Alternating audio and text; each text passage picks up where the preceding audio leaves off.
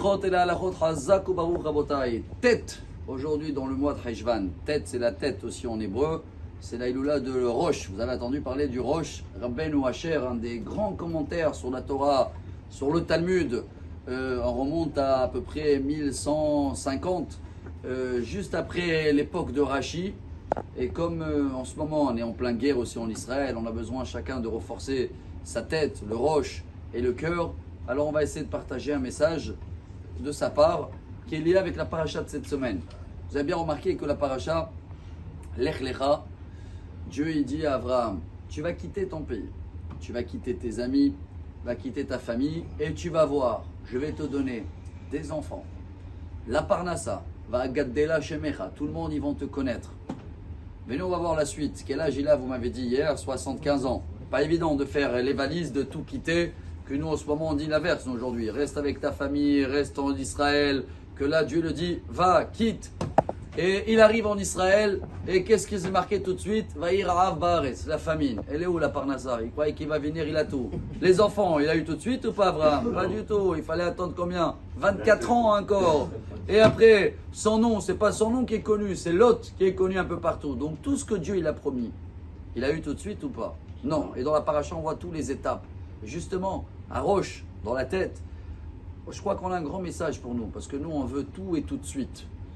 Pas seulement, je parle de chacun, de ce qu'il a envie, la nourriture, les machins, on est une génération, même là, il y a voilà, l'armée, allez vite, vite, rentrez, tout fini, la guerre, on veut que tout, bon, allô, doucement, doucement.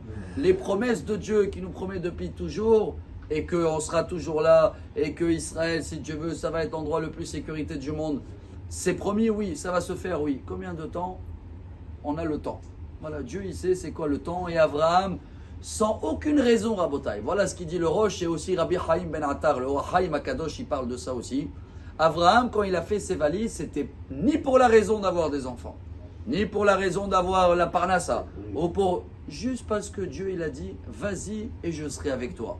Alors nous, peuple d'Israël, avec tout ce qu'on a traversé depuis cette paracha-là, presque 4000 ans, Rabotai, on voit le résultat, on est toujours là, on voit ce qui se passe autour, même quand on reçoit un coup, Sheva Ipol Tzadik Vekam, Kinafalti Kamti. On a eu un coup, on se relève, mais c'est pas à nous maintenant de vouloir tout speeder, faire tout de suite et de ne pas comprendre. Et chacun en plus, il se croit le Premier ministre. Même le Premier ministre en ce moment, il ne sait pas quoi faire. Parce qu'on arrive à la situation, quand